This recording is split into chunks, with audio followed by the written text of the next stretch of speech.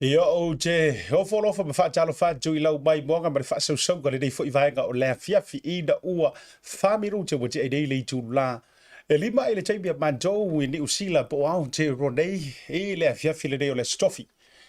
Aso se fulu ma le tasi o le masino me lua afe lua se fulu ma le tolu. Malo le folau, malo fo I le saili malo, whaaftai le ngā lulue fo I le nei aso. Ia o le tau au na fo ile dei asiata se mai foi lugo le tātou ala leo ma le ala anta. Ia o le tātou televise whaasalalau le Bluwave TV po le ngalu moana TV. Ia ma le porokalami whai ufo I o le dei aso le tautai iae ma le manuia whai volo tātou wa turo tautai iae ma le malo. Ia tautai iae fo I ma le fia. Ia e mai se fo I o le tautai iae. Ia ma le anga le leio ro tātou ma taisili I le langi. Ia wai e fo ile upu e masania I e wha popo o ni aso e le tu fo I o aso folau. Ia e fai fo I o le au ngā lulue ia a ila tau fo I o lo popo fala. Ia matu itu ia muri papanga a wale tapu inga fo I o fitalo lo inga lo tanto putiru masa ili ngā manuia o folofa ma whaatu lima ma wha felo ia tu le dei vaenga o le afiafi. Ia I whanitari turunga o lau lau le vasa o asui sui e tu sai fo I o le dei aso. Ia male to maanga mai ngā ruenga patiu te sawhenga iai mai se fo I o ngā ruenga fo I ofisa o wharewhai ngā ruenga o ngā ruenga le malo ngā ruenga fo I company te tele ngā ruenga company tu maonti ngā ruenga la iti ia ma ngā ruenga la vare tangata la vaia whai valo fia au malo le ono sai malo fo I le pale Eo e o te fia ai whaatu lima o te fia fo I o te whaafeiloa I o tau pa ia o sa fo I ma whainga ia ai tu fo I le tō ia e te pai le atanta ia e nau fo I le ufi ia ai fefe I le papa eo e ono le tātou taimi ia o te nau lava fo I ia ina ia tala mea whaasolo le tātou porklame peo da masani ia iuio lea sa ma whainga le veo le tātou o Samoa ia mai le batasaua Ia pe mai fitiu ta foi I ele sao le tui marua a wa foi fatui ma uva o toto ia se ia la foi ia ona sulu malo losi ma toi ngonto antu le fafao sauri ia I fili ma puletu le tawilo ai manu o malo ia ma manu ai ia o mau e toto o lau ngo tu bo ma pule I tu au ma la tau ai ngai tai ma va o fon ti la tau te sabai masapo sapo fa pepe ala tau tama ainga wa fo ainga o tupu ainga e ainga no fo ainga papa fa tu lima mo o fo lo fa tu le vanga o le afi ava pe ole te mafuta mai ma e maua mai le tanto por kalame ai fato a e tu ua lo ofisa fa ngaruenga po fa ngaruenga ya le tu langa o le wa e anga I lungo le ala Ia o le tautau le mau o le tātou porklame ma le tua lalo fo ia asiata mo oe fai malie lau safo lau. Ioi, fai malie ia a lau le kui ngō lau vairungo le wala. Fai asi pisi, ioi, ele lewa fo ino tau nuu mai sio mantu ofisa. Leo so mai la le fo le off-ramp le sau mai I stamaki. Le off-ramp le sau mai I stamaki matulaka ufa pena. Fai asi pisi tele. Ia o le sau o le tātou off-ramp le nama tūlanga whapena. Ia le ala wa kaukuai koe kekia maua o le traffic. Te lewa maua o le traffic nei. Ia ana tūlanga tau wha le tonu se mangue. Ka e ale lima. O le nei lama e le I. Sau wha ia tūle uru po e whai tātou porkalam. Mo e la le te mafuta mai ia po whea fo po ngengi usila po Australia po Amerika po Samoa. Kai whai malie. Fai malia lo sai lu ngole tātou o wala. Ma se mātou I nei ni au kilani. O lo o pa ulawa timunga.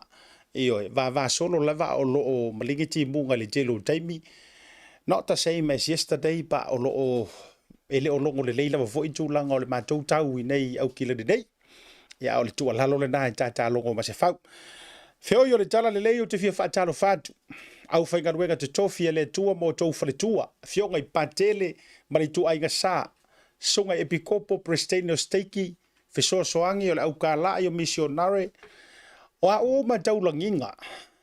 O lea talitonunga ma lea talitonunga. Ia awa lea tua. Ia e lau au le fiso e lau o le tolo e peyo le tala. Fua o le to e lau na fai ia tua masanga.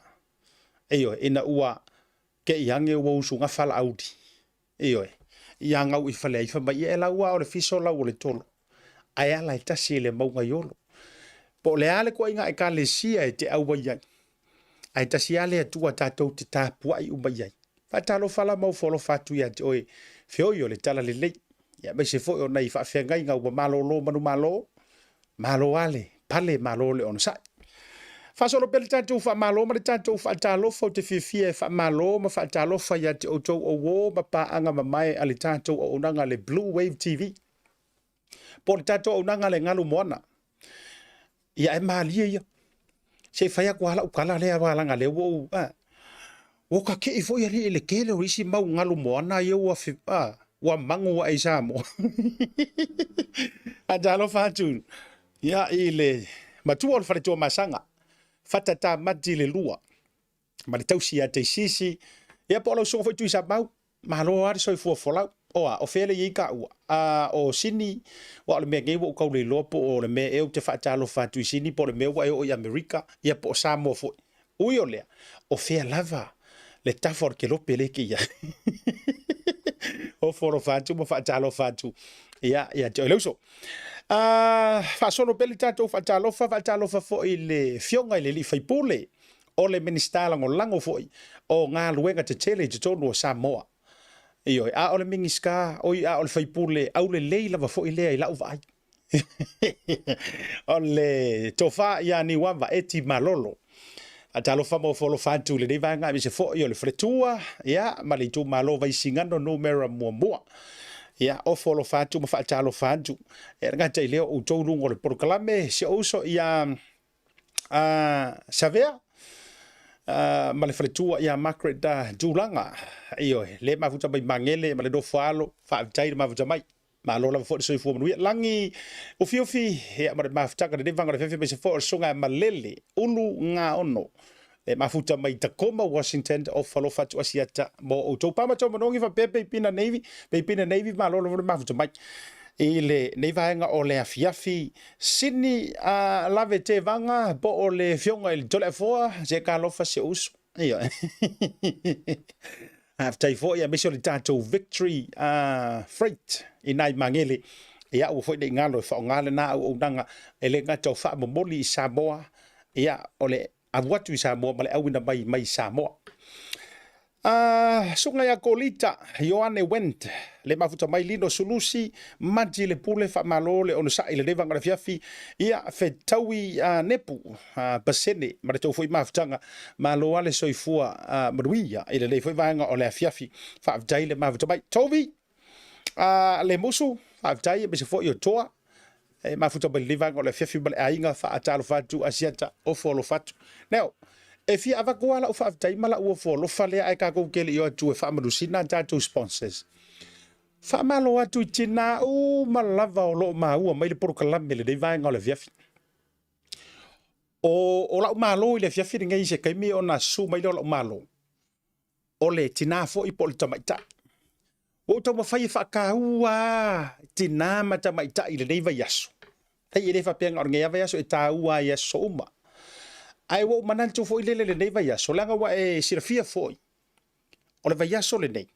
o le tau te anga tu ile faa mana duina o le aso ta ua mo tina I le lalolangi Mother's Day ia mai sia tātou I nei I ni usila ma Australia ma Samoa e wai mo ia nga o kalangoa fua palalangi mengi o Mother's Day ai siliatu ona faa maopo e siliatu ona aputiputi e siliatu ona mamapo e siliatu ona faa ta ua e Samoa ma Pasifika se taibila ia ona to ai tau nu leo la u malo io ai si fa solo pela u fa malo tero moa me se for ma ftanga io le vaenga o le proclame persunga ya ni o folau le mafuta mai nai grandburn ele nei I me le pone le va ka le fia fifa pe fo il trofine a shipam o to u malava persunga para mia siaki mothers mo o to u mo tina u malava lo tatu o to mo o to le mai mo mai ma u le nei proclame fa maru yantu leanga tu le sautina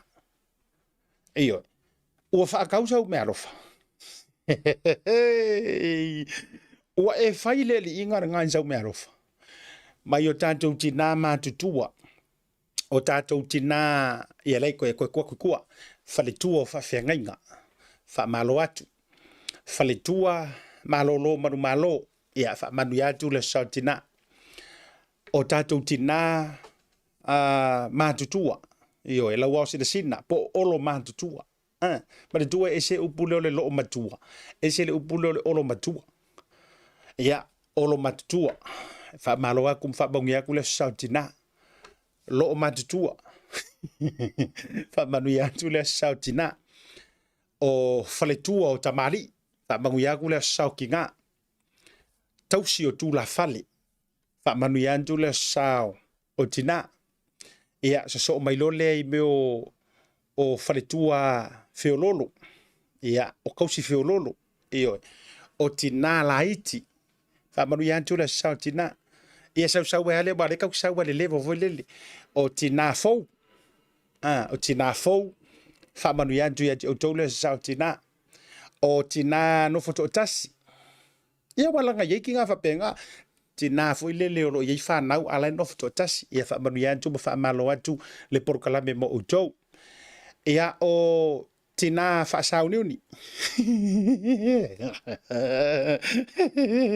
o ki ngā whaasau niuni, ia whamalo atu, e ila makamanga e ka o ki ngā whafuose,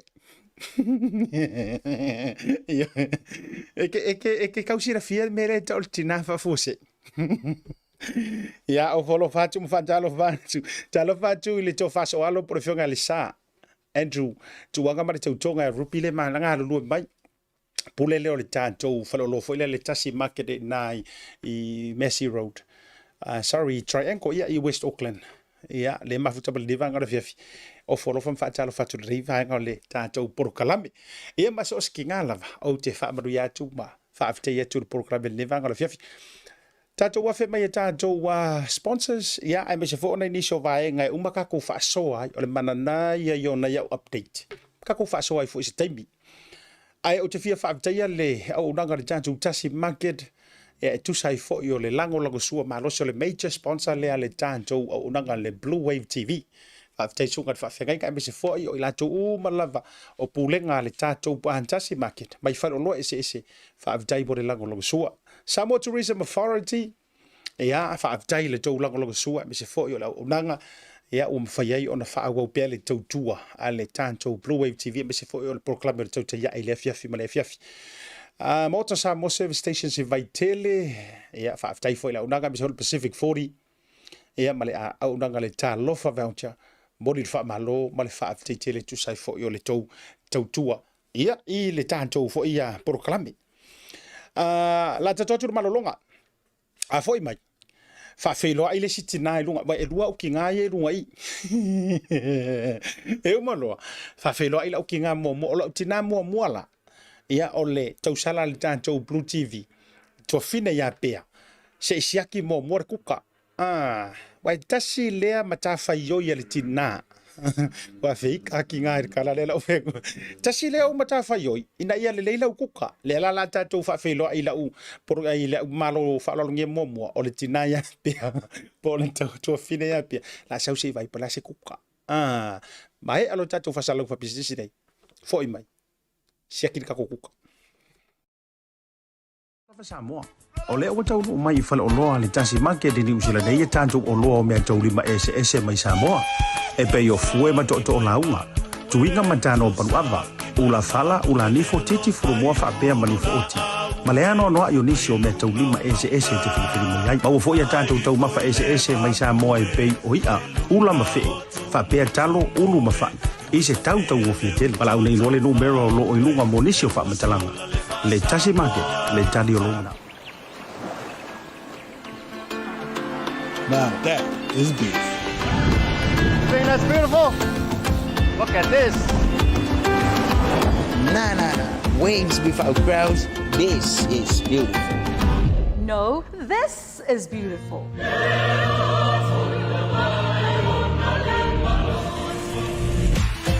Come on now. This is beautiful. No. She is beautiful. Now how's this for beautiful? No. This is beautiful.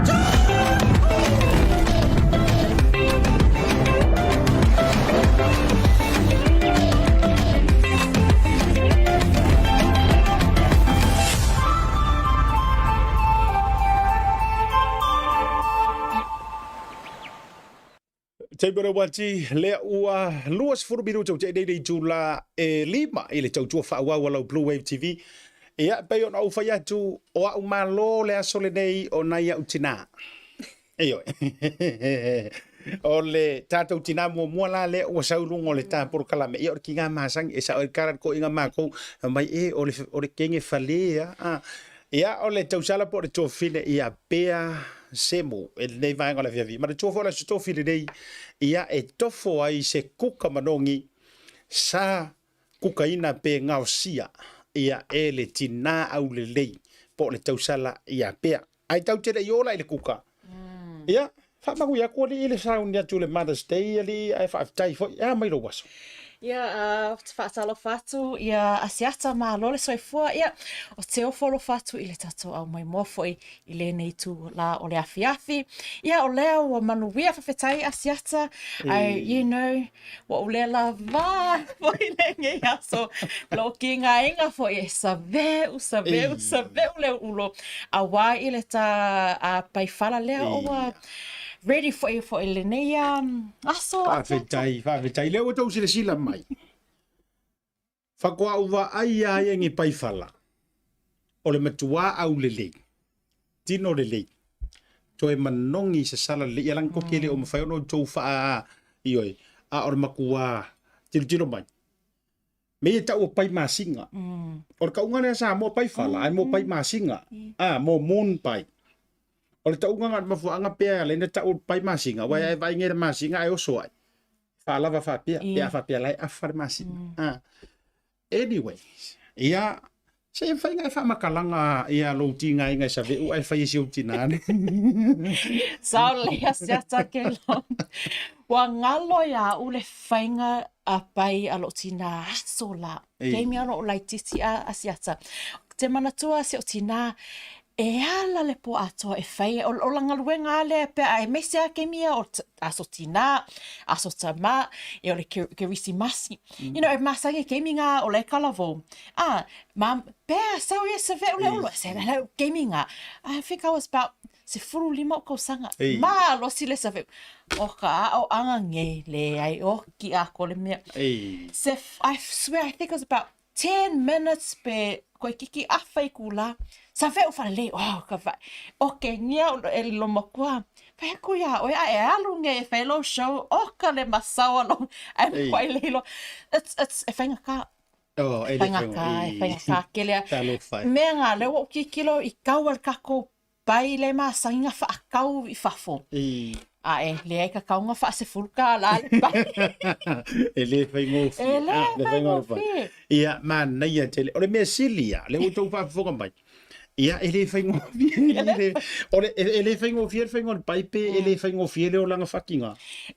Mea uma e kata.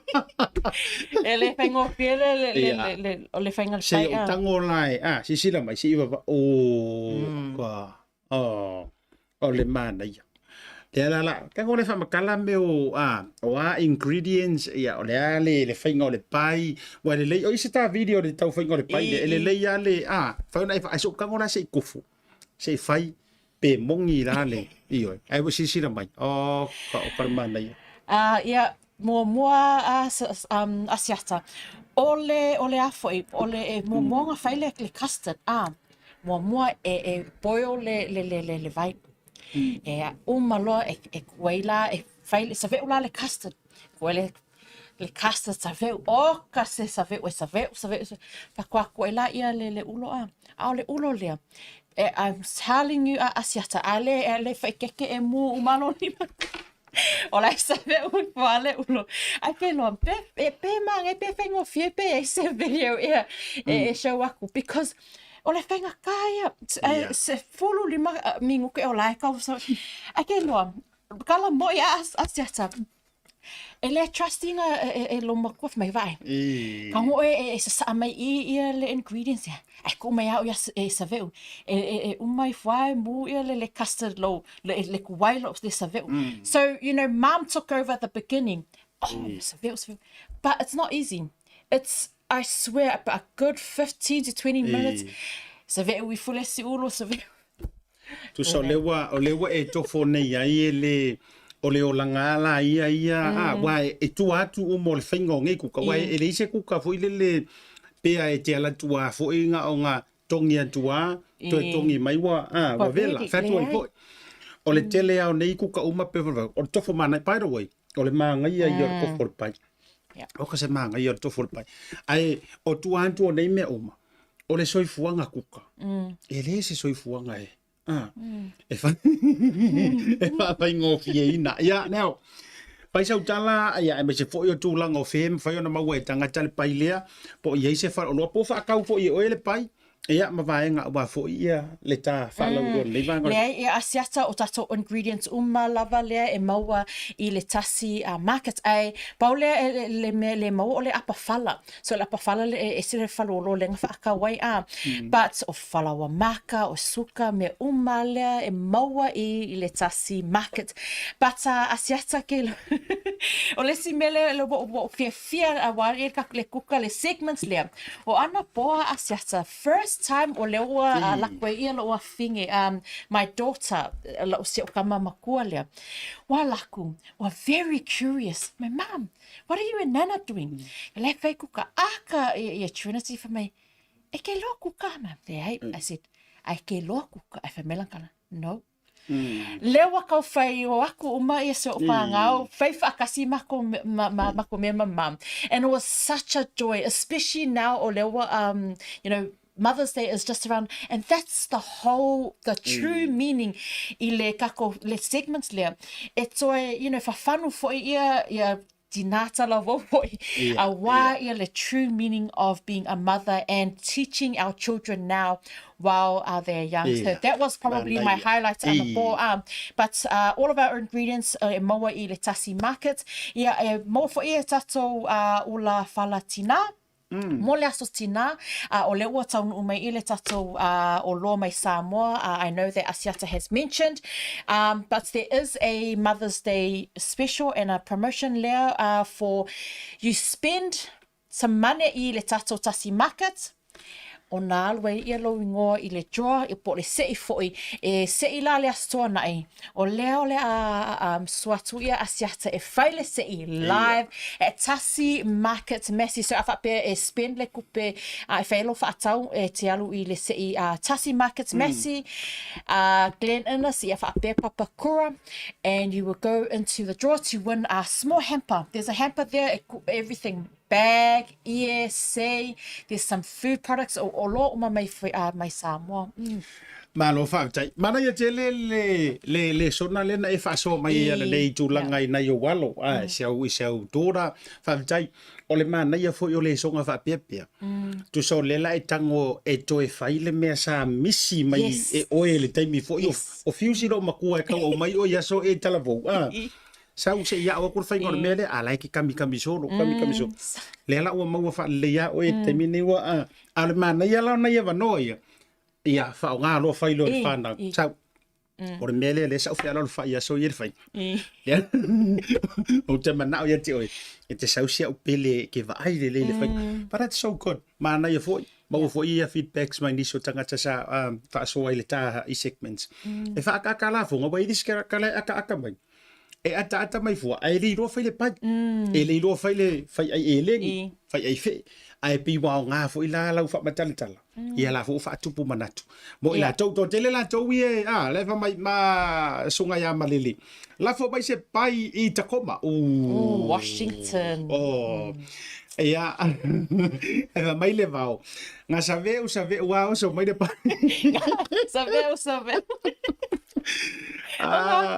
Atalo fatu ia le sam rupi me so petelo sanele ia fa tai mo le proclame ia no au sala mo to uma melu sipaya ma fale fitu le lunga por kalame ia Herman Coach ma uto uma woma pa anga to ka sala to manuia la sotina asiata watching from yes there is a city called Samoa in Eureka, California, USA.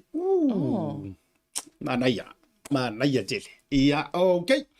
E se vai nga a pe te fia fina ngalo manaya na I o le ngo fa manguiang o fa manguiang tina. Mana tuala. Ia ta te walanga o le langa lenga faila utala e categories mo tina. E elementa o le fale tu o le fe au e elementa o le fale tu o to ina malolo. E elementa o le fale tu o le tamadi. E ia ile tina ta o le tausi o le tu la fale. E ile tina ta o le tina feololo. Masalo le category la nga. E ia marme ta o le tina la titi. E ia marme ta o le tina no fufu. E ia la male category muli na ta o le tina fa fuese. O feo kamba ia la vea I oi. Masalo le tina fa fose.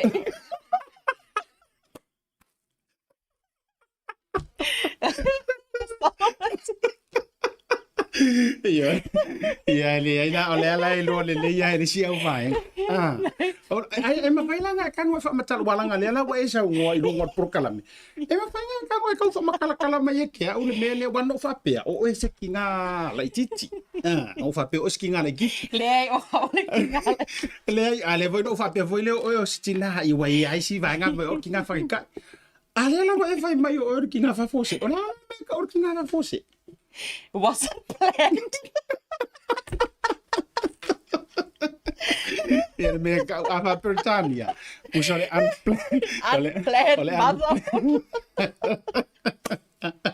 Wah, ele me ta ole pre-planned mother. Ole pre-planned. Yeah, anyways, ono le la ta ole ta malolonga pea o ani fuafuanga. E wa te lo le ta show le nei ono le ufa ta sila ono lo pisi.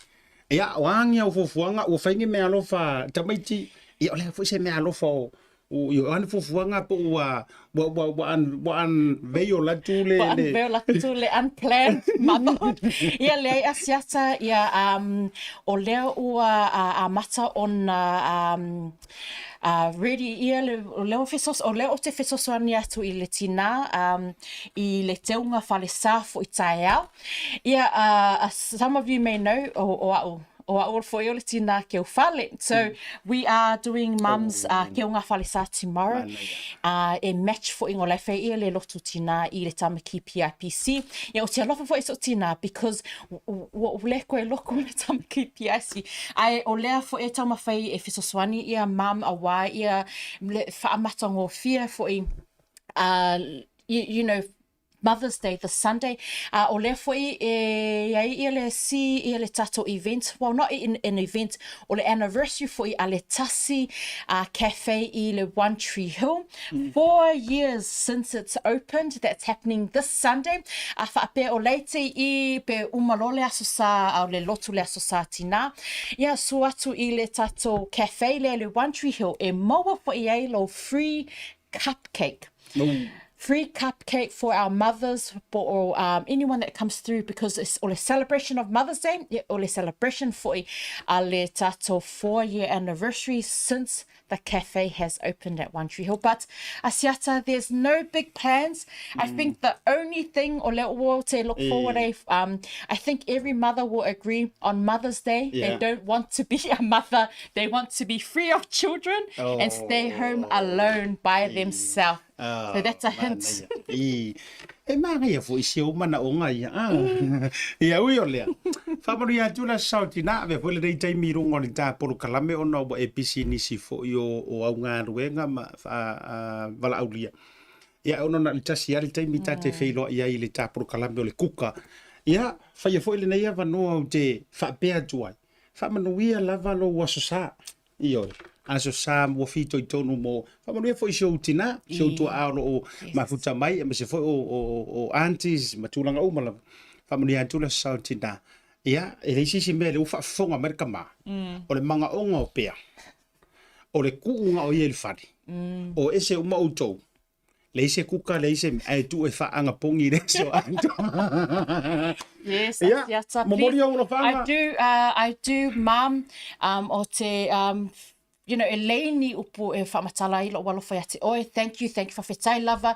Mō mea uma le tausinga mātou, le whānau. Ia whaapea i le mātou whānau. You know, you are a treasured gift, Mum. And I know e to o tele ia le tātou, you know, au mai mō lo wha misia fo i lato tina. I wish you all of God's richest blessings for your Mother's Day, whawhetai lava, for all of your work. We cannot describe how grateful we are for everything that you have done. Yeah, that's it. Happy Mother's Day. Ia, na, au te resi. Ia la, alu tato malolonga. Fo i mai. Whawhiloa isi tasi fo i o tina. Tina whai bisi nisi, e ile bisi ngisi makaukia, o le atatou talanoa ai. Pea whapeo nai wha, e tau wha tau so whale masau Maota.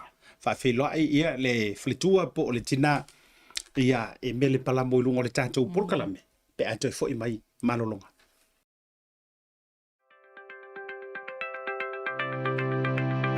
Talofa lava, o lo ingoa o Lua Hunt, o se tasi o Tasi Market mai le Pacifica Family Health Group. Ua lata mai le tau marulu, ma ua ngā solo, le polokalame o le tuinga o le fulu. E whaia fua le tui o le fulu, e le se tutongi, mo so se isi e ono fulu lima tausanga a ngai lunga, mo tātou Samoa ma tangata Pacifica, o lo lima fulu lima tausanga a ngai lunga, mo tina ma itanga, mo la tau o lo o maua i ngase tu mau, pei o le sela, le suka, ma le toto maulunga, mo te maiti e ono masina i le fulu lua tausanga.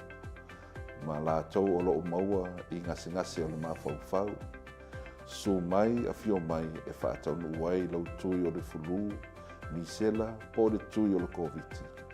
Mo nisi whamatalanga whafsota i mai le telefoni o walu te lau, tolu lua o tolu. Whaftai. Talofa! Welcome to Maota Samoa Service Station.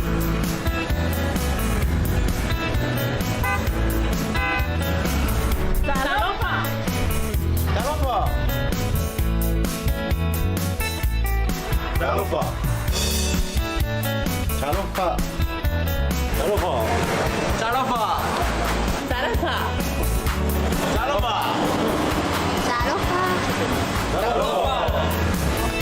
Talofa!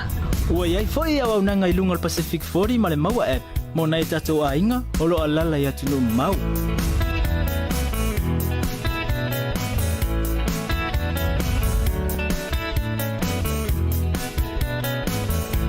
Tonte fia ona premo o Samoa. Papetai le fio mai. We will see you okay. God bless.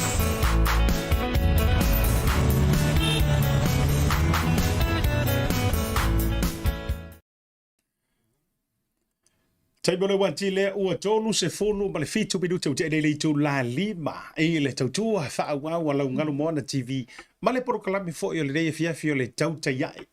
Ea, ma le marui e whai wasi tātou jiru le foko a umatu le sia o te nā wha pelepele. Lango le kau ke kalangoa i le aso sā mō tina. Ia, e tu lau fo i ta maitai ma au ngā wha paema.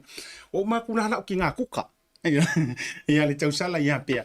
Ai o te fia e whai loa jo pe fo i ona o whai loa i le amatanga o le porokalami. O se whamunianga le reia wanoa ua maua. Ia, ma le whionga le whalitua. Ia, o le tamali i o le atunu a o se tina fo.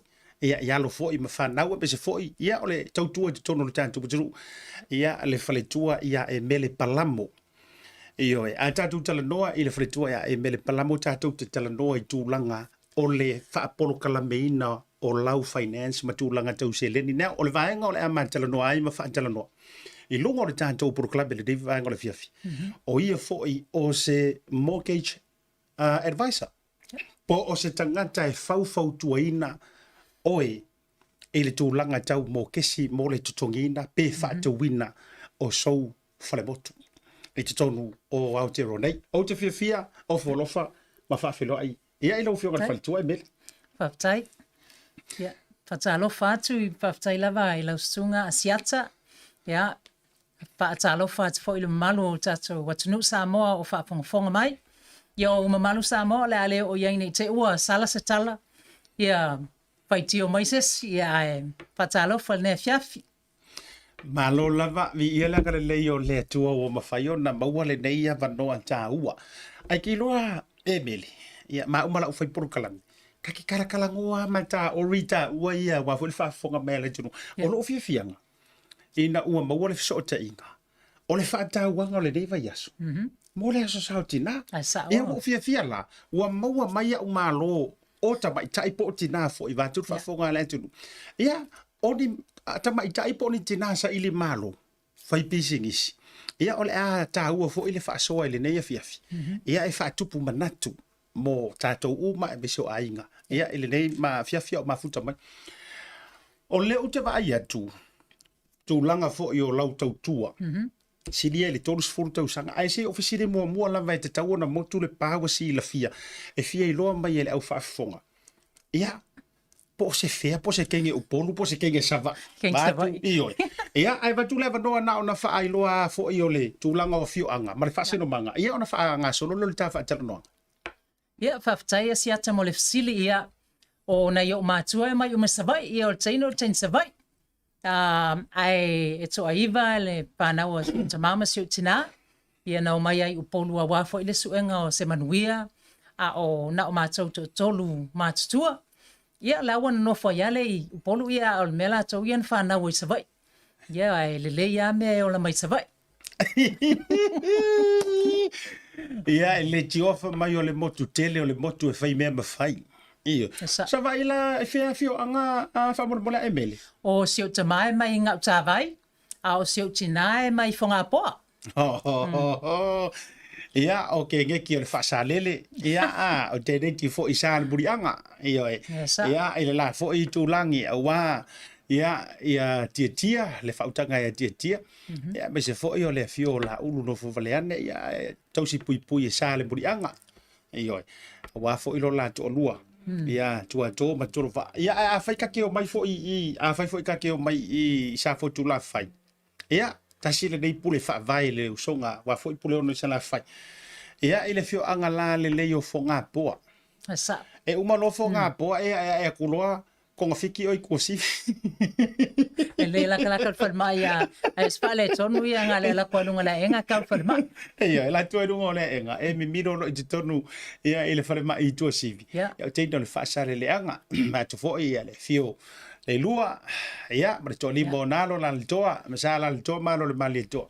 Ia tau si pui na mulo ulu ma tu langi. Ia to ma tu tua. Ia o sa fotu la fai malo ale sa ili malo le la o mangingo ma ko vai o fui pete mai mo mai ia e ke kauro ngafa e le fio ole a tonu le tūlanga le o iai o vai e tunga wa o mi tau sanga o e tau tua mai o se tangata whainga ruenga i wharetupe mea tau tupe silia le tōrus furu tau sanga me whaina e tala noa mai iai le vaenga lea ia malau whainga malanga fo i tūlanga o to mai i leia tunu ui New Zealand. Ia, pawhatai asiata mo le fasili. Ia e peona saunoa i asiata e over tolus fultau sanga o whainga luenga le in the finance sector i nei New Zealand. So i le amatanga la o le since 1984. So i le amatanga o le luafilus fulu ia na pai eise fuafuanga with the support of my husband. Pe ia wa mana ia le me eise I whaise pisinisi. And that means me being a self-employed person, that gives me the options for inga lef so soani mo na I tātou tangata. O na mo ia le melena ia I le bank, it's just one channel. For inga le awha pia I le mawhaina of so soani o tātou tangata nuu I le within the banking requirements. Ia, e le mawhaina whaisisi tūlanga. So one of the reasons why Walainga gone self-employed, we've got the backing of 20 plus lenders le mele ye taimine. So whaiatu le bank e le mawhai, we can have a look at the next option. So there's a variety of options in mawhaina na sosoani mo tātou tangata no. Malo whaavitai ia, so o le nau ta I ngala ia o le loto le whaletua nei, politina. E kele le alofa I gai o kako kanga, kai au tōwa atu I whaletupi. Ia ai le mawhai o na a apa kele ronga a au sosoangi mo oe. Ona ia fo I vaenga o lo no tia I tula fongo mai ai. La le wa au mai lo na to mai. Ina ia mafai ona fsoania e taula mai la I le fautu ai no o e tulanga to I fale ma fa tau ngofan. Ai ka kere yo la I le ngadu nga wo nei. Se o lupte vai to e takare o lango se por kalame. E mau te tala noa ma na ia wo ma paanga. E kele langa a visidi mayo e ko uma mea nga ai kadila ko. Ai kadila ko visidi io. O le fa pe mai pe on ofatu e tele a o tanga tai o la o le visidi mai pe te lo sanele. Fa mai e tuloa asiata se tina o lute vai e tu fai palamo ia wa fia I loa mai fo ia e petelo ia e taua le fa pepe ko ngekile le tina I le famous name ia wala ngai sa o tal noia palamo ia wo karango ia Nico Palamo e kau ia ni so tanga I le au palamo mo ia o le lava o le kusau kenga sa vai lenga sau ia mawai kama o polu ia esa o le alo sione Palamo le sa fo mai mate Samoa sifo le mate o sio tolua na and yes o longa ka sing o longa cousin ia Nico Palamo wai tausonga la tama me the dad's brothers so vai la ga ko ia wa fia la petelo ia moni lava walanga te lela so tanga fo ila au Palamo te loe tele na mata me songa le kopo ya meti tufunga kasi le fa fiu le au Palamo ia me se foi le frito ya falole ia se talia anyways ia na o montu na o to si la fia ai fa fetai se fa ya si na o sau noanga I le ngaluenga le nei ma le tulanga o le mortgage advisor le fautuaina o ila tou tulanga o tutongi ngau mokesi tala noa I le mokesi ua kakala ngoa I fale motu e sa ola utala lea whamone Emele kusa ole se singa I suppose ole mele le te fia malamalama ai pe fia wha malamalama ole renting versus le nā tōnu lapa o le alona e senga ole mele ole rent ma le mokesi ai kui kiki ako kusa le amount o kupei kokon mana ia le fasili whaftai asiata o le se I tuatula I tua le manatu o na o te ilo tato uma o tato tua ae o fwia tato na malanga mai sa motu o tato whanua le fia maua se manuia se lumanai o tato whanau malo le alu na iluma so for example a whapea like rent e pule le landlord a whapea lava fia mana o landlord e whaataulo na whale na saule whamai whamole su e si me e si fia I le toainga ai la le la whaataulo whale ai mana o foi le landlord e poala vani me foi na le mana o fai le property ele ma fai o le ten as a tenant le teno fo mawai ona yaise swinga also sila e foi le nau tato ye ni me tu mo tato fana as a generational thing fa pela is like a rent level timine pola le finangalo le ia oe ai o maaturu soifua elo yese me mafainga e passing a low in a walo mafana so from a mortgage point of view even though a later stongi low tupe you are paying your own something own oi pola le finangalo le ia oe e mafaiona e passing a low fana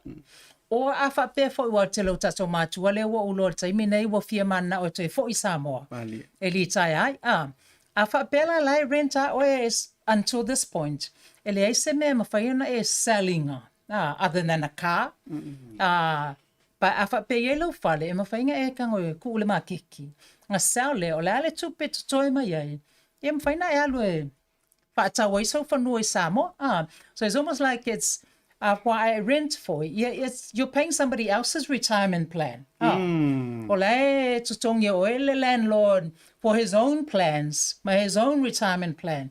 I feel o ma walo mo fana. So even though basing a tangata isi taimi to own your own home, but long term, ole tilo se me fo ngale generationally. Ona e unga tupulanga le alo lo falele e pe ele mo kesi mana ia whaftai e mele pe ora unau ta inga o le toa te le o tātou tangata lenga o lo te whai atu koi kiki kausanga e ka ia whemo na tupu tangata e manu malo mai se ma o mai inei o tangata la na le na fito i tonu wailo unau e te wha manino wai eile se whamai Yo le leo ngai fi wa mo kisi manga me ku kusare ka wor mo kisi mar ma ko renta to mana ya neo. A ka ko kala ngoi mene o fale motu. Ma mo kisi. E ko ikiki ape o se mea e le fia kala ngoa ai tangata Samoa. I lona lava loa. Ma fuala ukala. E fai atu roa. E fai meire kala lea o fasili ngai se fale motu fa mai. Ya ngali o le akali ia li o tulo. Se ilonga o le akali o Aliki. Se ilonga o le akali o John Key. E sa o le nga ko inga kala. E sa o le to inga tala se ilonga e yengi o fa ilonga.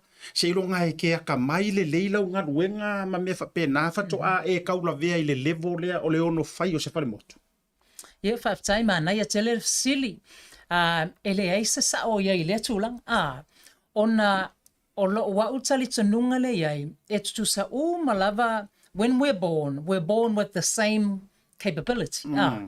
Ai o le mele wa o i loa i le tele o tausanga wa o ngalue ai the finance sector.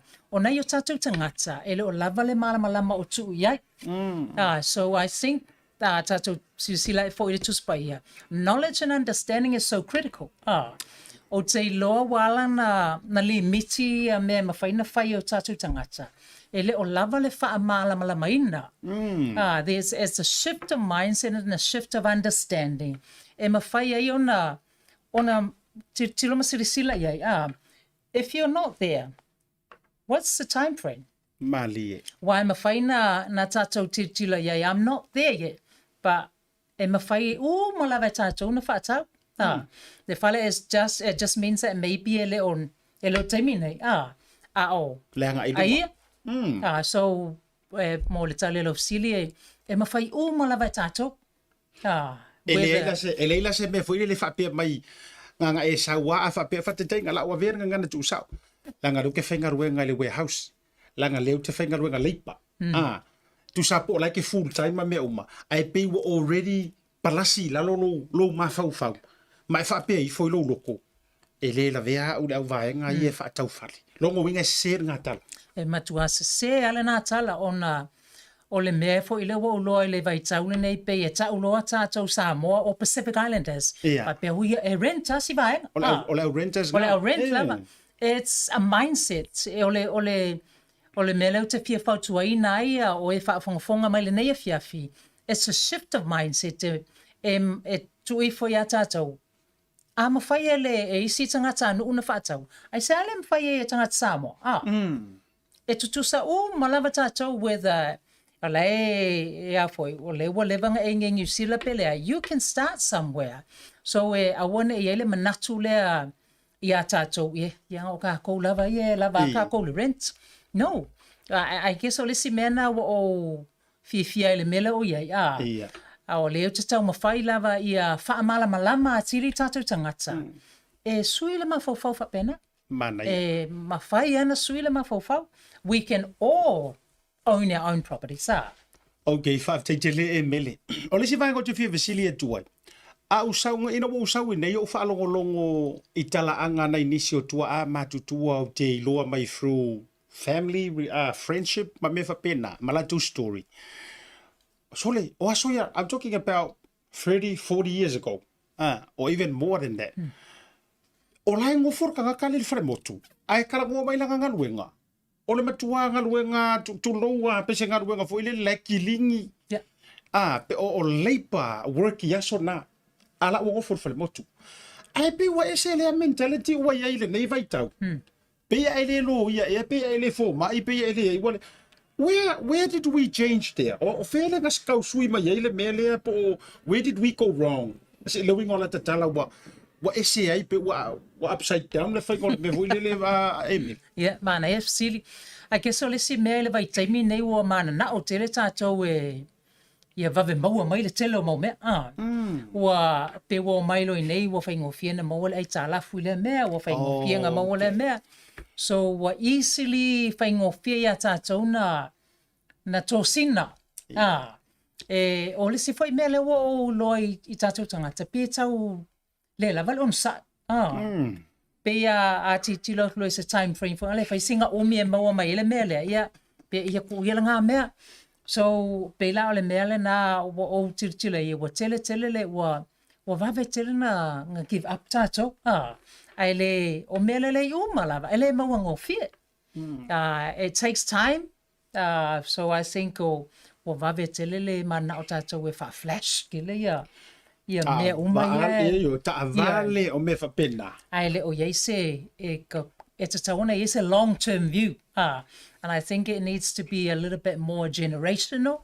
Le tato tilo pe o le ale benefits long-term rather than just the instant benefit now.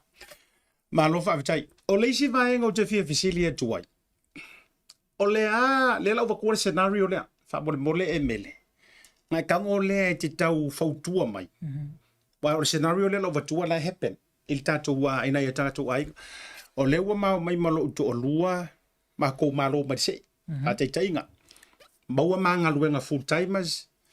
To o lima sia ma whanau whainga luenga le to o tolu. La he tau wha umalea o ngā lesi to o lua. Maua fo i ma whamanuia le tua whainga ruenga mara uko o koru lea. Wa to a lima i ma tau full-timers. O le a se whaukuanga e te au maia. A o mako ngā ruenga i le iam sesi o whaano ia mangia o le a ngā ruenga fo ia lea wa maua mai. Ia o lai kaki whainga ruenga le kuria o a ngā ruenga whapena. What's your best advice? Mo a umalo ainga. Lea e fau mai to tonu o ni usila. Mautu ngā ruenga nei ma wha o ngā resi perua lea inga ia. How can we go about i leo no whaatau o se mātou whale? Mole. Yeah, whaftai ia se ata mo le fsili, mana ia fsili. O la wa ufau tuanga whapetanga te e fau mai nei New Zealand. Is get advice early. Yeah. Vave lavanga na maua e tātou le malamalama. Gain some understanding. Ai le I tele le ngasu mo le mau. Le kamai ai kāla fure la whai mai. Le tele le mau mea before you start working. To sapele I mausa unga luenga. But if you have advice, e mau ai se pole ale pathway anga I le mele fia mana oi. And then put a time frame I kongo le mea na. Ia ona iei lea at least o lau iei wo iei se pole a se autu, pole a fo I se a goal. E aluatu iei lumana. So I would say my best advice mo tangata ia fo mai New Zealand. Before you get on the treadmill, of I isi le tele le mau me ese ia whato sina mai. Get some advice early in the piece. Ia mau ai se malamalama ma se ni fautuanga le lei.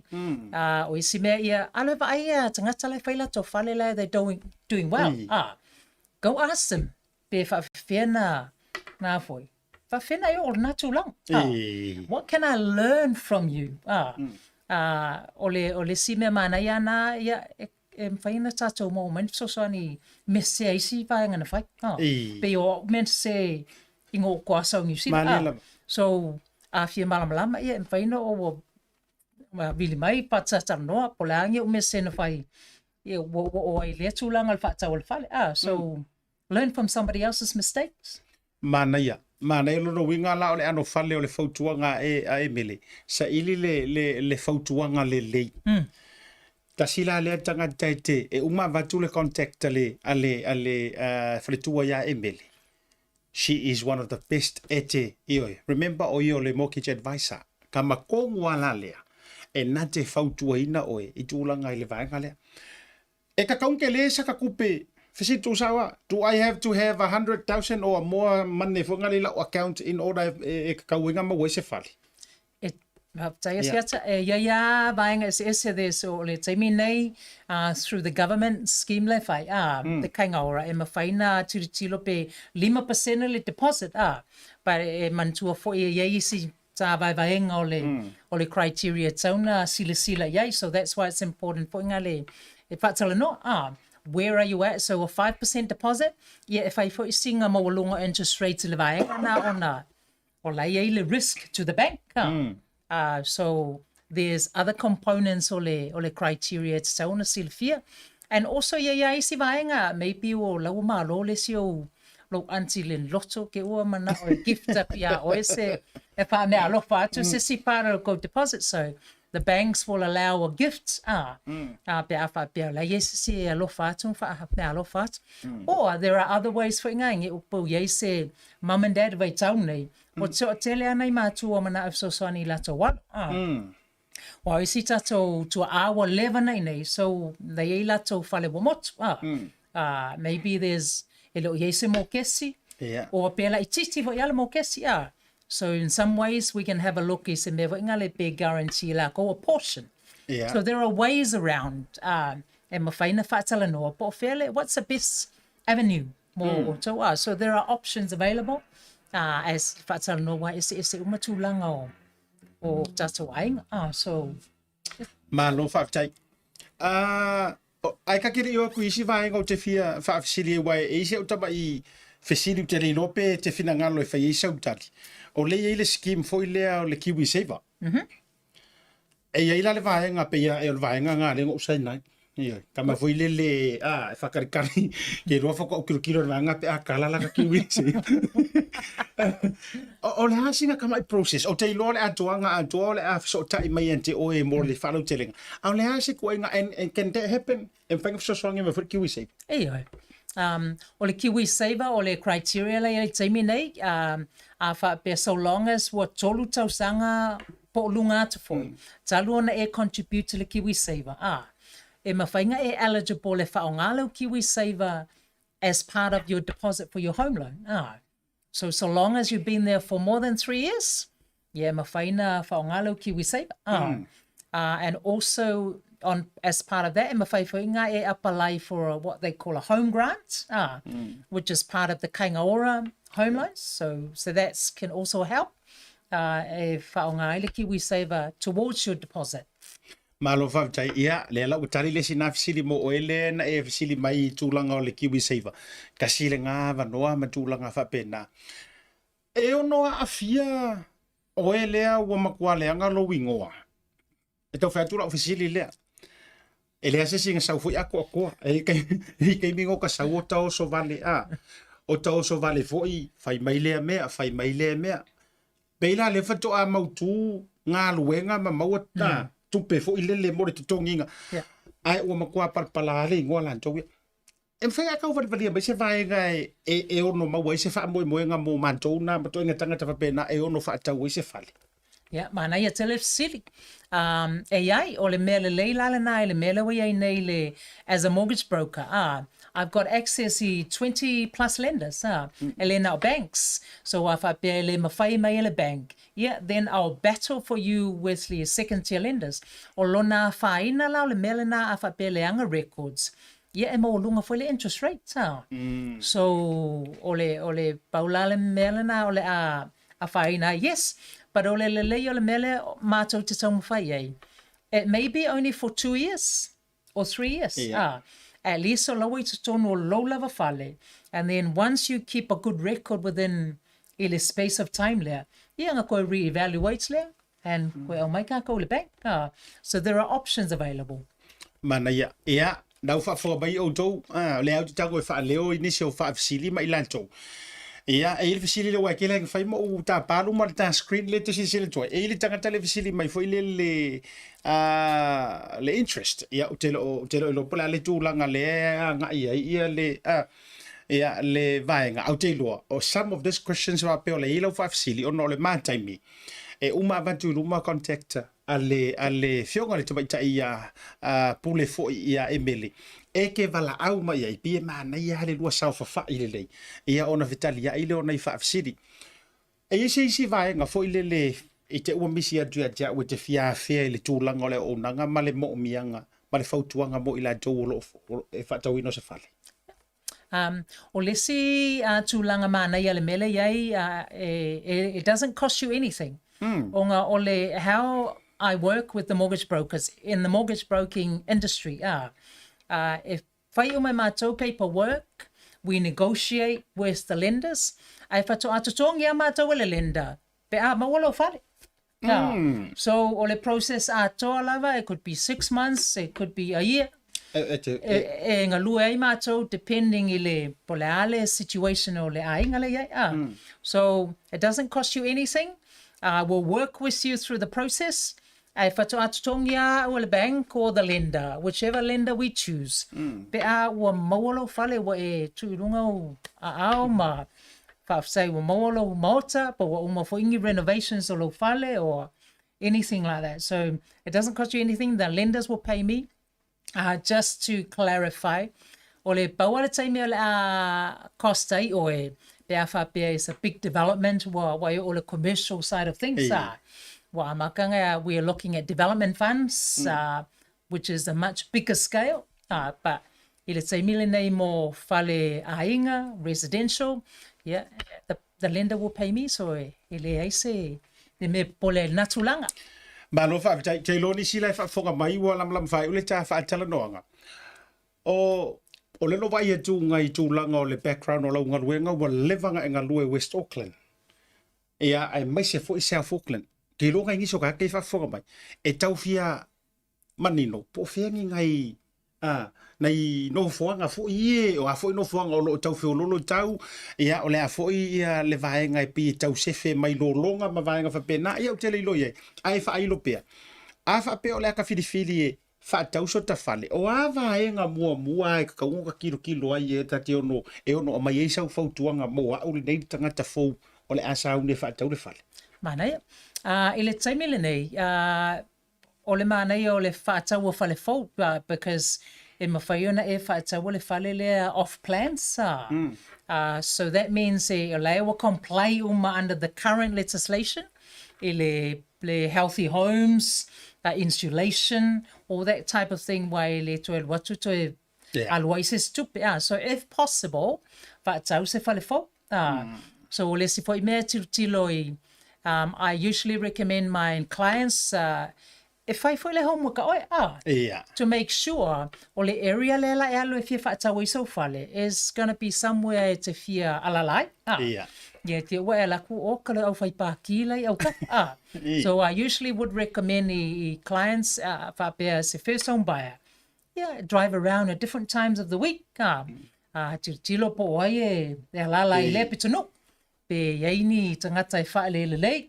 La foi so fa longo pe ke le au fai paki so there are, and also e imako faingale records we keep in touch on the market me fa penanga mai leongi recommendation fangai po fengi areas that are good to buy in at the moment le taimine it's a good time to buy pe afa pe e mafai on the market is down a little bit as the buyers market they call it a buyers market so which means or lavalis, there's not enough buyers on the market. There's stock to sell.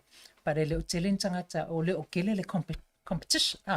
So it's a good time to buy. Oka, selau pa senge le fautuanga. Isir man na ye tawa ye fo yol vaenga le o sau no ye.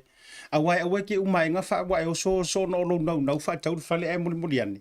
E sau lungo por kalame fo iwa ko complain ye nei pas ma me wala nga tasira na vaenga. Ai man na ye tele tawa. E se feso so angi mo e kalesia.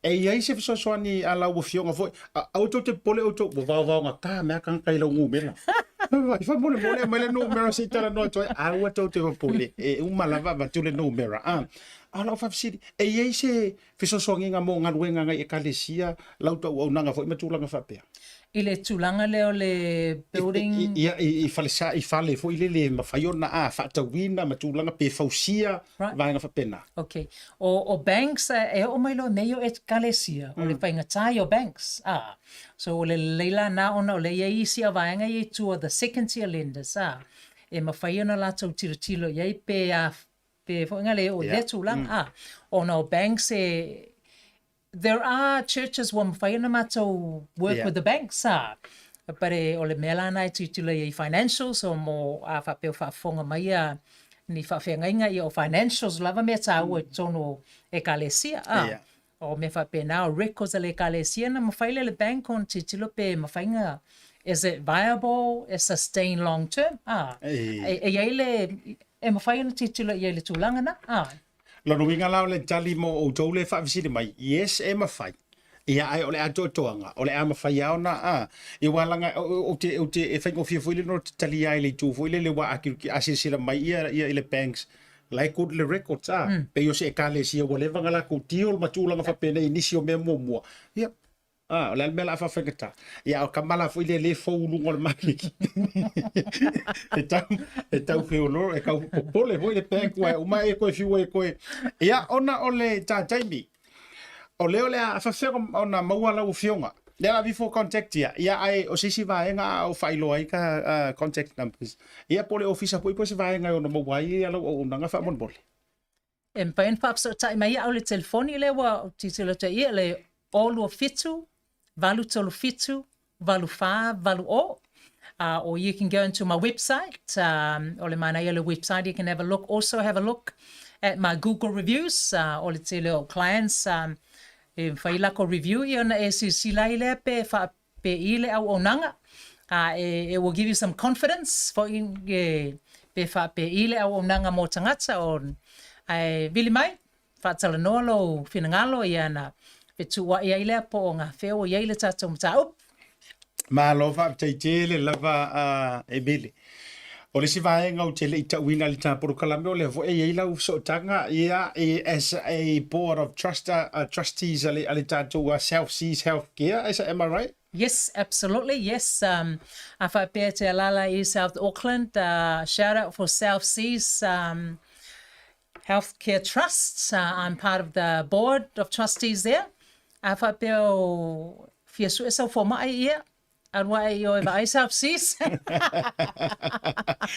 Ia le na le la tō bifo nunga le Google le account le sunga le tapai pule Emele Palamo ia ma le loan market ia le na o nisi na information mo o tō le whaafsiri mai ia e mawhai ono tō whaafso te iai ia le fionga le whale tua ua tau mai le whasi ui o le tā whaatala noanga ia o ani fufuanga le sautina leo le alo atu.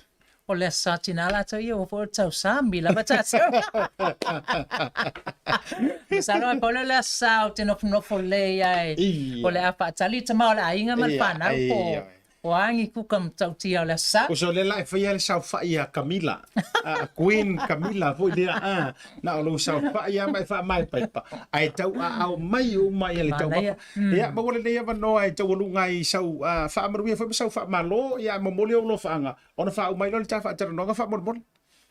Ia wha malo atu lava i tātou atinu Samoa wha whangwhonga mai ai maise lava nei o tātou tina. Ia ele se mea whaingo fiele le mea o tau ave nei e tātou tina. Ia manu ia tele le asau tina. Ia sanga wha manuia maua le malosi mai le tamau i le langi. Le tau tua e pea o tātou a inga e kalesia o a fo i o tātou ngā luenga o iai. Ia manuia le afiafi, ia manuia tele le asau tina whaftai lava. Ia o le whaatala doanga la ma le whioga le whalitua ia Emele Palamo. O ia o le tangata fautua mo i la dou o loo tau sa ili e whaatawina ma fuafua e whaatawina so Maota a whape fo ua umia so Maota le teimile nei au e toi fuafua i le whaalau te leina o niso fuafuanga whape koe whaakausisi whale whaakaurengei e whaisisi o a ua tūlanga vanga whapena ai mese fo i e kalesia i whaafia ngainga i oi o lewa na tau sa ili se no fuanga e fausi ai se marumaru tāpua i matūranga uma whaapso tai ia le tātou emaili e maiso le tātou numero te whori nantu i lunga. Fa mo le Ryan te whori tātou numero. Mo le the phone number. Ia le na. Mo le wharetua ia Emele. Na uto tu nantu i lunga. Vili iai. Poku le aso. Mali taimi. E whai e se rua dala. Whai se rua i pukofe. Ai wha moni atu la sautina. Wha te tele lo fio mai. Ia tātou atu malo longa. Foi mai. Wha uonu tātou proklame. Ponu la sautina. Tautai lava siat. Welcome to Maota Samoa Service Station.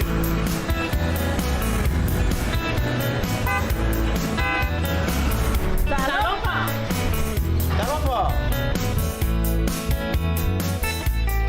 Talofa.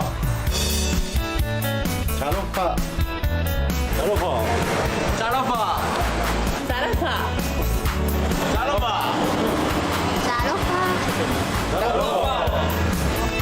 Talofa. Ua iai foi au nanga i lunga al Pacific 40 ma le maua app. Mo nai tatou a inga, o lo alala i atu no mau.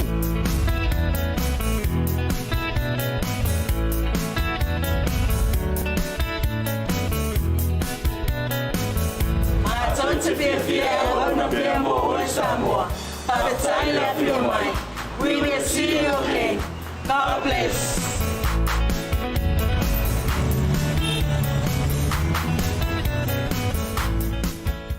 Oh, wow. Không có niks vậy. Just give me a second, eh? Hello? Auntie!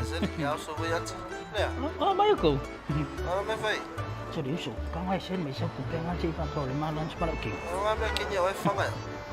Baby, what do you want? The barbecue one? Barbecue? Oh. Chị Phong mua đi số đi. Thanks. Love you to the family. Okay. Hello, Vaku. Yeah, auntie. Barbecue? Yes. We have the barbecue, please.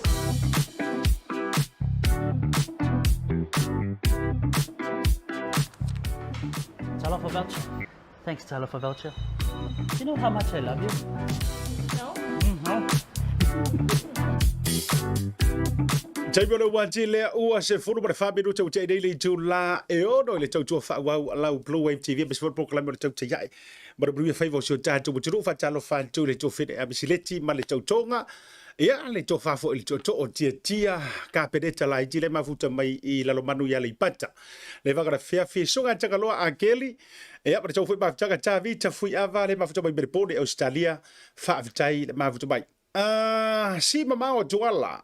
Buoni utau ilili ma lo lava fa tai fo ile de fiafi ia nga wakali to telo ni so to fisili vili le numero le nailunga o le manai ai o la fa lo lo nge o le sime manai ya ma ta wa to tele o tu tatu na inisio tala to ma tatu fa so ai ma ka upu manga ya lo ki fa so to ai fa ali me so fina ngalo o le manai ai o le fa Samoa le fionga le fletua lo winga la utala lenga yilo utali tonu ta ilo sau mai mo ma sau mai tau e lo utali tonunga a mangingo le fa mani nonga ma le fa matala ino ni matau e fai ngo fie e fo yo na fai lau fai unga malau fufuanga e fai ngo fie nga fai sau fai unga e fai ngo fie fo ina fai au fufuanga pe a e mangingo ma e mala mai se mea ai o le fai nga kaya onga e alu au tango e pe o le tala le tusi fai nga kaya Talo fai Johnny Finau ma lor ma futa le va ka fe me so ne mia yo sia ma to tele auto ya ni sila fo sa mo mai auto o le winga la na o tala fa tai fo I le fo I tamali I po le fionga le fale tua ya malona fo I sa ili malo e tu sai fo I le ngata sanga lue todos fu tau sanga sile todos tau sanga nga lue fale tupi ya ale wasi tia maila na au nanga e avea o se fau tua Mona yo tātou tangata. O le si vahenga ka ua lava na wha mamawhai lana saunoanga ma ua wha manu iei fo ilo uloto le fiafi. Ave ese mai mo tātou mawhau le mea lea e ka uloa Samoa. Pei kau kere au sia le levo lea o le wha kau o le whare motu. Ia, te lo le wha whonga mai nei nisio a inga vi ia lenga le leo le tua. O outou ia o mea whare motu. O outou tonu lava le saunoa iei le fionga le whare tua. E mo o mia lava leo ako mako nge ele ingi fare moku. Leo tu e fisiri ia tau fautuanga. Aua fo ie ke fia hai kele. Ata lo fai se to fine ia sina fasina o vale male tautonga. Iyo. Ile nei vaenga o le afiafi. Malo lava ia soga mo tai le ma pepe mo tai le ma futa mai fo ile dei vai ngola fiafi au Italia ma le no fal malo lava o le winga la utala vi ele ngale le yo le tua ia ila to le o mi o la to fale motu kasi lua kolu pe fia lava fale fa fetai mo o to fa fe kai la ko se ile nga malo fa fetai le to toa iyo fa fe kai lo o ngo sai fo ile le e te uso ke whai ngā luenga, long suffering o le ono sai, ina ia mawhai ona maua le singi au kūle kei. Mō tā dou ia leo mai loa peye e yeire ma whau ngā wha mai whare moku fu ia di ia le ngāli e uma e aiwa matua ma sofa ma. Ioi, they were already a tātou defeated. Io tātou ma whau ngā. Ona wha pei foi le loko. Wa le aua ulunga le levo lea. Ai vai le mangingo i o le fautua ngā le au mai e le e whionga wharetua ia Emele. E se seher ngā kala.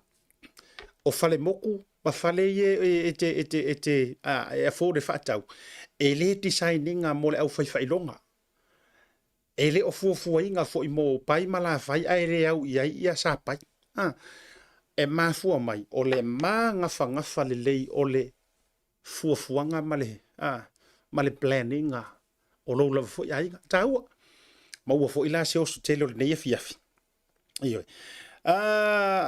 fare pau yo se fo o papo ale nei vanga le fiafi iyo fere ke maka mai eri sak pai kia ya me se fo yo ma patea ma le sunga ya tau ma se lusi hero me ma tau fo i maftanga pa malo antu le vanga le fiafi amelia fo ia fa mona mo tuma so le tau wala na ia te ma nei ai o le vaenga le o kango ko salangi aku ole fa tala noanga ma le fo i faletua po le tina fai pisinisi e alofa fo i lona duro ia ngaua vatu le numera e taute feso o tai ai ngalulu le mafui e le vaveao po le tau le lima i le tae ao i Samoa ono desima le iva le mamafa ma le malosi o le mafui e sa lulu i Samoa e le vaveao ana le la ia ona la patai ai lola ia o tūlanga o tsunami ma whaeroilo mo tsunami te tonu o so tātou tunu peia fo i ona masini ai pei tai la fo i se taimi o le tae au na le lalava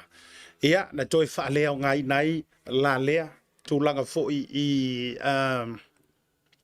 whaeroilo le tsunami ia malapata inga ia ua kilia il office o le vaitau pai la tau fo i o lo iai lea to mai ia ua toi whaalea o ngai na lapata inga sa whea ngai ma sio tātou tunu i Samoa ni sina vaenga fo i mai sio tātou tunu i Samoa ai ono fai lava ma fa le tonu le tau io ti munga ma mafati munga i Samoa kai ko sa matato manga ko fo o ma singa ngai le nga fu ai ona to e sui mai vai tau o sisi nga fu na fu ai ona sui le fa to fa la inga tua a fo ua fai ilangi o lanto fo longa o le ale sisi ka ko fu ai le aso mo yang wati ai ole a sisi ile o nga to tonu o le tausanga le nga a fu ai fai taunga o aso le lei ma so lau fie ma mo ngala e amata mai le fai taunga nga ile masinga ringa yo me fa so lo tuai wai pio ka ko masinga ki munga o yang wali kau ya maki ma apelila ya wai se a fu ini vai tau e sa o ale tala fu ie a o fu fanga le tu e o yang fa ya me uma e ele ma faina tatu fa tu mawina ele ma fainga kangor kanga kaso ifua fa por kala me ku maulu mer nga le ai ele ia va ila tatu ia o va ia lava fo ile tele o wanga mati munga ia i masinga ma vai kau o le sa tatu fa pe kako e tatau o vai tau munga la ia malangi le ia o yo le ia tatu tu atu pe ile tu o le wa fo na faila utala wa toi o seanga ona fa nga solo leo tatou por kalame ole sisi nga fu ai Samoa le ngata e fa ai o ile ono se fulu tausanga ai a manta ile ono se fulu tasi tausanga tanu ono tatou tu tasi o winga langa le fa ko ila utala le wa tau e se tatou talu sia ia le leise tau ia le leise tatou tau ia wale tu nga fokasi mara tua o le taimi nei le fa tatou to va ai se ku nga fokasi to tonu o sio tatou uturu o le fa tu laga mai le tele o por kalame to tonu o Samoa o le a manta ile so lufu ono isi vaenga o le lufu ono na le te va vai tu ile fa ia pe o ku nga fokasi e pele po le lufu fitu e fo ile por kalame le na fa ia nga ile malo ile motu tele isa la fa ina ia fa ilonga ina le fa mana tuina fa bitoa ole to ai to nu ole kale sia katoliko Roma i ele o tuala masala de vanga ma vai fale ile ala tele sa vai ma fa pine fa mawina ala ile daiao nai malaiola manga fuanga tasi o vaenga te tele o le fa ta pena ia fuanga fo ia le tatou fainga malo e taualunga ai le nei tausanga antoa o le ono se fulu tausanga talu ono tatou tuto tasi ma pulesa o loto lo tatou lavaturu o le si vaenga le o te tiritilo atu o le fo i manatua o la o porkalame le porkalame mua i le lua vai aso taluai na faa mapue ma ai loa ai ele. Fio ka re te fono le fa tu le tu sa mo o tasi po le sunga la ule le mali to. Ia se tasi o fa moe moenga o lo o ta pena ile fa inga malo. E tau walu ngai le ono se furu tau sanga le nei talu tu to tasi. E ala lea i le fa ai loa fa la waitele o se tupe ua filifilia matasi i ele to fa o le a faia se ono se fulu ta la pepa. $60 note. Tasi le na. Ia, o le alae, kasi le ngā vaenga o ke fia fasili e duai tatou whaasoa. O le wa amata le tatou whaasoa. O le a so finga ngalo, e lua mata upu ia la tatou whaasoa ai, tatou updates. O le mata upu mua lea. Nalanga i le koe ngā kia la.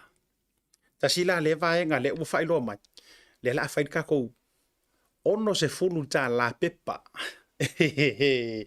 Kama foi le fa pea usa o le ongo la le toi lima se fulu e kere ko yango le o tsa ia le lima se fulu e fo se lau ma to fo aka ko pe pepa ye lima ta la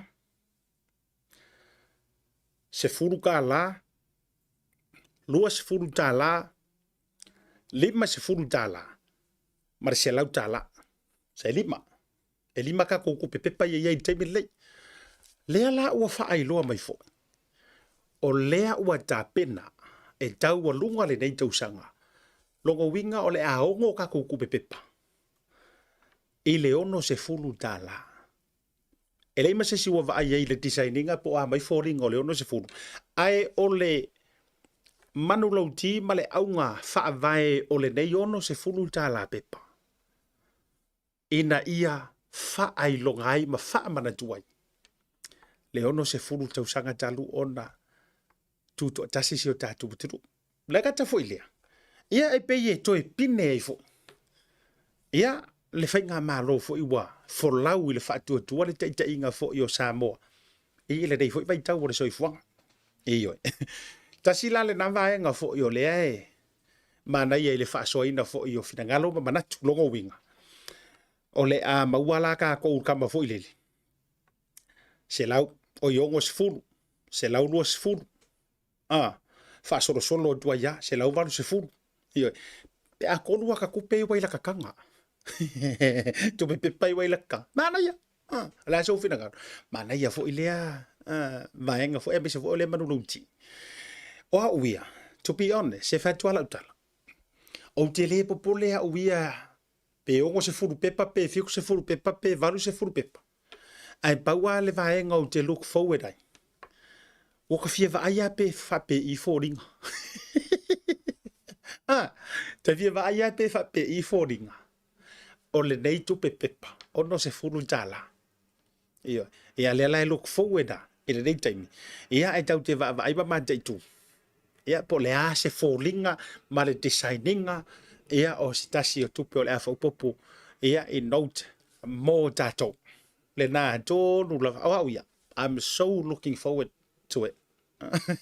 Mana ia fo ile vaenga mi se fo le fa to fala inga beli tanto fa inga maro luo vaenga fo yo le fa so le dei vaenga o le fiafi ia na tato tu le na di so fa brianga fo yo le so sa pa o tina o le vaenga le ile fo no tanga le ale komiti fa pa le mene fo ile o malo le tau pulinga le sa fa ile la to fono mo le taimi mua ile Maota fono le tato ba le mene ma tua pe ona sa no le fionga fo fitalai o fufuanga o le van ka fai o le van ta o fufuanga ia ai pe ona le foto a fatino le lai pe fo wa le silsilan to le tato tunu ia wa ese ile usuia mai o le fono le sa ia ina ia so lua na se ima vai tu nei ai kasi la le si vaenga la wa lunga le sa fa tala no le mata upulea ile au mainga fo ile leo lea ianta tau mo ila tau wata ua fa fine. Iyo. O lea ianta tau mo ila tau wata ua fa fine. Ia po fa tama. Po o anti. O aisi po o mala. O lute vatua ia ngangana. Iyo. O fue ke ika mai fo o re o ngangana ia lea o ipe o ingoa ia lea e fa ingoa i fo ia. le fo I tupa ai oi o le vaenga la le sa peina na tau li lifa ia ile tala noanga ele ina ia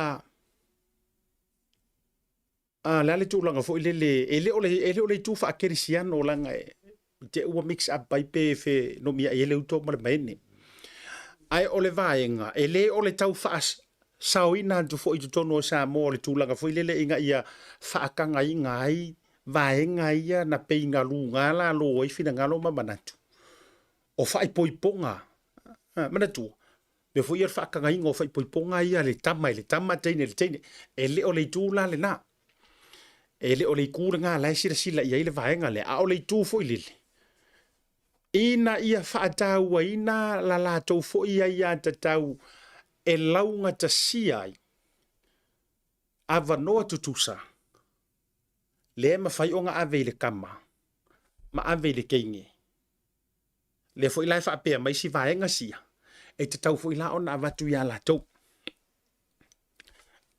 ya ora ka ko o le vaenga na te mana o tatu fa suai oi o le aso fina ngalo le nei ile mata upulea e ka kaun fa ka ua vaenga lea la se fina ngalo fo ile lo tatu fa so lo tele ya o fo ngi fa sin kala le ngari inga i ka ko fa finge awala ngol tele yo tiute fa na fa finge le fa nga fa ye io ai tatu tala no mai ia ma mai lo fina ngalo fo ile le peke malam peke agree petele agree mana i tele sia tele fa moi o le fina ngalo le sunga ya tovi le musu mana ia tele sia tele fa moi alo tato fa nga malo e fai ia okay o le ona sulto sanga o le ona fulu note e fai ma pine fa ma o le ona sulto sanga talu ona tu tasi o tato watu ai ba se lava le fa nga malo o lo tula I mai ele sao Samoa ele nei vai tau o so fo fa tai tele lava ile sunga to ia yo lo fo ile na o lo na vai ngo io ya ora kele fo yo isi o mai e o mai fa mai ya kai fora ka o se furu o la o ai e so ia io se ora ele be ora e pe ala te tala e sui ai le fa vai o lo ainga e sui ai le fa vai o lo kokong na pa wale me ala sui o pe pa ia la o mai fa fo le ATM pa wanga ar to telefo la to o te faita watu fo ile telo manatu ma fina ngalo ia pe no vetu ele mali lie uma tangata I se me se tasi e fiu le kimu e palasi ile sami ele ma fai ona mangalo io no winga ole winga ole fa metalanga ese uma fina ngalo ma manatu so fa tai ole e tele ila to la ko so to me why not you know kidi I don't see an issue here io ele se fuala o fai kaukusi na pa wale mele ngo lo nga ka se la o maths o le fa winga nga vo ile le fa masingo ngole o se furu pasi nga pa wanga o le menga io a ye la se me to na fa sa o to mi fa sa o le menga fa sa o le menga a o le me vo yo ka fa pe mai io la pe la ale ai fai ka nga pe la ale pa le ngi io ia kango e fa paling tango de tangata e fa paling anga fika ai ta dia ia pa wale menge ke wa fiwe e controller to ile ma fa wale machine o le ATM machine ai te e mai le ATM machine fa pe mai ATM no ma ko we design nga o ka I se fulu lua se fulu lima se fulu masela ai afa pe fa ya ku ala e ke la kuma mon tu lau ka di tonu ai kala mai ola sa fa fo pe afa pe uma nei na fa mausali ma tu langa fa pena ai ako ko lau ka ai sa ako fa fo ka yo ngos fu o ia ile ila ola po ko ma singi ai vai o ile ki ka ngo fa winga le me ai ole vaenga ole o ye ile tato wa fa so ole vaenga le o fa ya doilanga tasila dei mata o pe visi ma ale e ka ke kala ngolo I fa fingi ama kalong fa benge mele le matua malosi mayo o o le popula le moli, ale au maitau, ma le au faitau. Ioi, ma le au whaalili upu, ma le au memilo upu. O le vaenga le sa lo te ama tala noina, o se vaenga fo ile le whapea. Ina ia, ai na tutusa ai, ia la latou fo ia tatau ma mea latou te nau iai. Le ala lau kango e kaulau lau waku mea ia pe o le no tau vai atu mo tau whaarongolongo atu i le whaatalitanoanga le whanutanga lea. Vaenga fo ia whapea panganga o mai. Kau fo inga saoro la ko leo kongol palemenge. Ioe. E tatau ona saoro la tau leo tutono le palemene. No winga la tau watangia mai. Walanga ke kau fiula e whaawasenga i le vaenga lea. Po ole mea. Walanga i leo yeise tu la fono e tau e whaasai. O isa kula fongo e whaasai. Ngā rusi whawhawhinga palemenge. E se kula fongo wa as far as I'm concerned. Mantua i eile si tu malo le sa i eile le sa i eisi si sui tau vale na whaolioli mai le tau vanga. E whapea. Ia ale sa lua lono wingala. I don't think o yese tu la fono e tapu ai. O naru se whawhawhinga e kauwa. Ai a whaila o le fisili le o te whaiatu. Po o le mea le ngau waina i whawhawhine. Ina ia o atu i to tonu o le pale mene. Ua tolu ai kere kori fo i lele. Ua leipo lava lato o le sui whawhawhinge. Instead o le alu atu i to tonu. Ai leipo lava o le sui ali. O le sui tama. Tau mua mai leo wingo le. O le vaenga ngā leo ke fia mana o e whaasoa i le mata upule. O le atonu lava le whaa lau te le ina o lea ia tatau lea e au mai e nai o tātou wa whawhawhine. Pei foi no whai atu. O le a lea a fia fua matangi e lea a fia le taritonunga whaakeri siango. E lea i foi la se vahenga whapena o la ver kaku whaasoa. A o le vahenga lea ua a mafua yon o mana o tātou whaasoa manatu. O le e whaamata o se mea tala whea ngai lea mana ia. O le o fina ngalo fo i o nai whaafine fo i lele ina ia maua le launga tasia tutusa. Ioi. O mea e mawhai o na mō tama, ma teine, ia me se fo i o latou. Wale mea ngā rengo kau whaarongolongo kua ima utau wa vai atunga. Pei lea sa whaatu mai o fina ngalo lea sa li lifa i risau noa ngā le sui o whaasale le anga no mera tolu ea koru po le lua. Le fionga ya mangele. Se kati. Ea. Ia te au a kako wō le kūlanga fo ilele a tato wō le tūlanga whapea mai peongo pasia se peongo pasia se kūla fongo e kakau wai o ngā whaakanga ia i lalo tūla fongo vaenga fo ior whaafai poi pole pe o mei o whai ware u whaakanga New Zealand o whaakanga New Zealand mai sia turu ul me leo le whaai poi poato le tama o le teine ia te au laia e makua i o le aua o le nā whainga e watu i Samoa. Which is elese me whapengā o talanoina, elese vaenga whapena. So to me la mana ia whinga lo le whionga i le whaipule ia mangele sekati. Ele te tauana a o le vaenga la lea, o le vaenga foilele. Ina ia aia ina tutusa ai foilele a kākou. Aia ta tau ma vaenga whapena. Ala so whinga ngalo. Se whaasoa mai.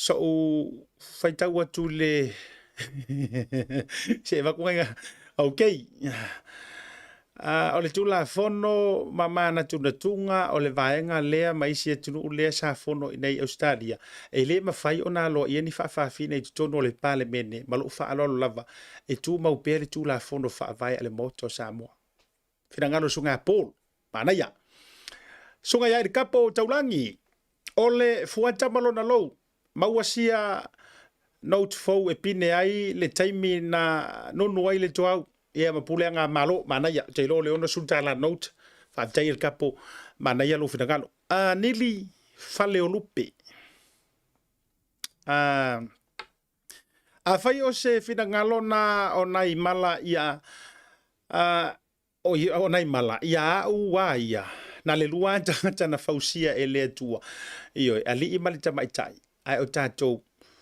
ai o le ia o ke loa e kukusa le ia al tama ma le teine ia male mala iso uang iso unanga langona mana ia fina ngalo onili ga ke le au mai ngol fa to fa la inga sia fo I te lopo se to fine po uso sunga nili tia tafa mana ia fai mapine fa mau o le fa manatunga ono sfurta la na fa tai mana ia fina ngalo ila to pen o fa to mta upu male ale le ia te e ve kwala ukala le la na le no fundo u territorio wa wele o tele o mana o le li fai le tu fa le nganga ba aka ko li ku fa le nganga ya mangingo ya pe mele le sa no ma ye nili manino yo fa le nganga ya ai atato mai le tu o tato o tangata no o samo ile tu langa wa ta oto ia ile vaenga o soifua ma o wolai e kau ke fiu ai fia fa pe aku nga le luai tu ai nga tangata wa ia le ai o lai ai tato nei ne fo tato io tu fa fine po uso fo I respect them. Au tala, te le fo I le sao la o vatua fo ia le ngana fai ngofie. O le te le o le sao nei fa fine. Ioi, mua, te tono a inga.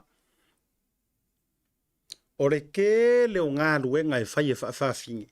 E le ma fai nga fai e o ele teine. E le ma fai nga fai e o ele kama. Ke le ia. Me I la I o tātou. Me ia kua nga I ngā luenga fo I to tonu o fio anga. O lea ngoa. O lea ngoa I o le sau. Sau I to tonu o whainga ekalesia. Ia. O ova ai whaafinge ali o a keu e whaafinge whalesa. Ioi. A keu e whaafinge whalesa o le matua. Ka ilo a fo I ke unga e whaie e ta maita I tulo. Manisi fo I o le au fia keu whalesa. Tele o le lato tautua, ko mai le whainga malo, o le ata mamai ia. Ia, o le matua ata mamai ia. E kere, mai e se wha mangu ia ngāri ale atuare I whawhawhini. Ka ko wha ngāri term le wala ngā le upu le wha ngā yaso uma. E nga o te riro fo ia o po fesa wai lea po a fea na fua mai ai le si ngoa le ta ui whawhawhinge o mala. O te riro ea, o ke riro o rupu mongianga, o te riro po fea fua mai ai. Ai akea, sole, ele po poko ringi, whatoi fo, a ta ule mala. Ia pe o le upu ile o le mala papala le mea vantu whafonga le tunu. A o le ata mamai ia.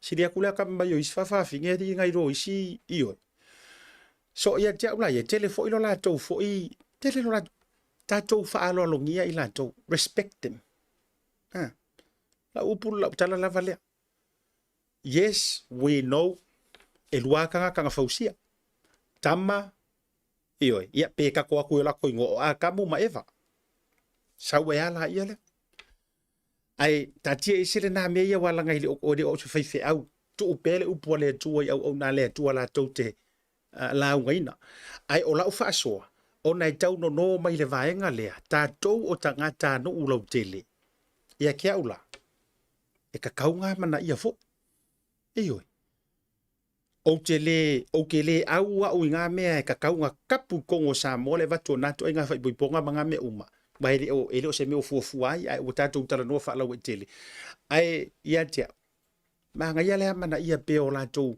io I tūlanga fo ile lo vano tutusa o ko kongu la pale menge ia tia ia kia ura ka walanga lua pe to inga tanga tai tu no le pale meni e ka kaunga lua pe ma da tuofo e kelele e tele le fato fala inga o to me fo ele o se mea le fo inga le e ka kau fo inga ma rosi e kelele a par ma lo le mele ai ate o le mele ngai e ka kaunga ma rosi mai ai no o mafio anga ioi e ka kaunga ma rosi mai o mafio anga le mele a fa pe o fa ko fala inga le ngu a fa pe o fa ko fala inga le I ku malo o le a fai masui fai pule fa finge e ave paloka o le tou la le na fa to fala inga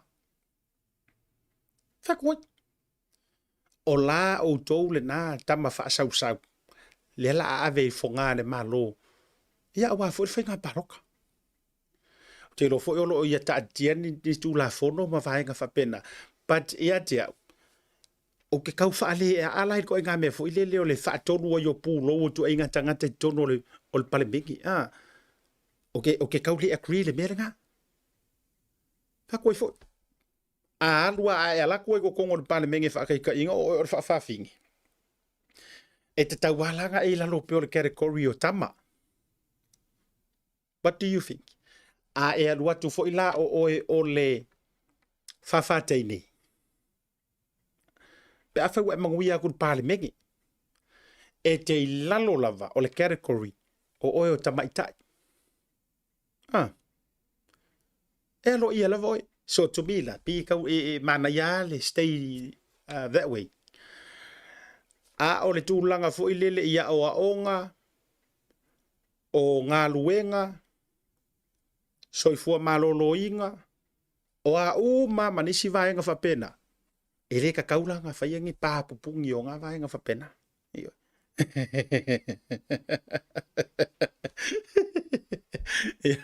le na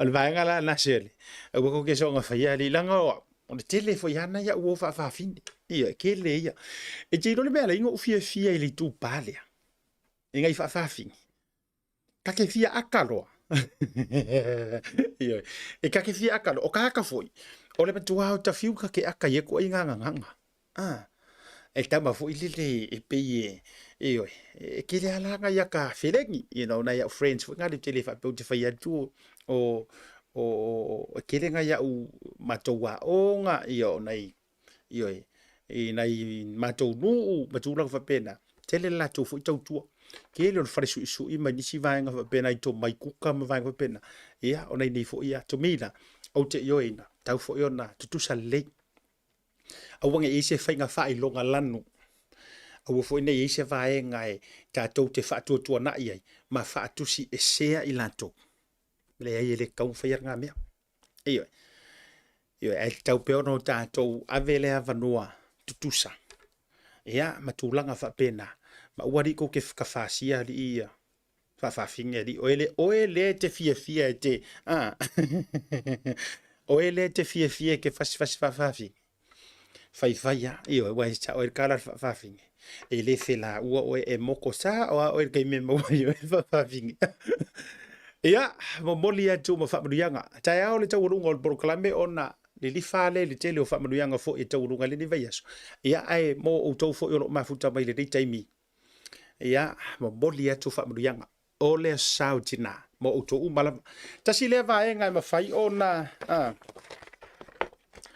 tasi le vaenga ma fai ona fai ai nei le mato o nanga se sila mai le kale mato te printing ma fai ato wa tu langa fo ilele I banners ma vaenga umala ba fa pena ia e ma fai ona fai fo ese mato o nanga ma se mato tu tua iyo o le tu la le na ia e fa I loa do I foi mo o tou uma lea e fa fonga mai ia a fai fo e tau sa ili se vaenga ke sa we print ai so wanta matulanga ia la do nu lava iyo fai ona fai I le tato o nanga fa buri tele le tua I le deivanga o le afiafi o le tato wa fa so le na talia le tato looking forward le tato ono se fulu ta la note ia le taimi o le a fa ai loa mai ai ia po o se fai ungo le dei masina fo I tau lunga I le ona se fulu tau sanga o le tato o tunu u ilona fa manatu ia ma le vaenga lona lua o le tato fa soa io tato fa alolongia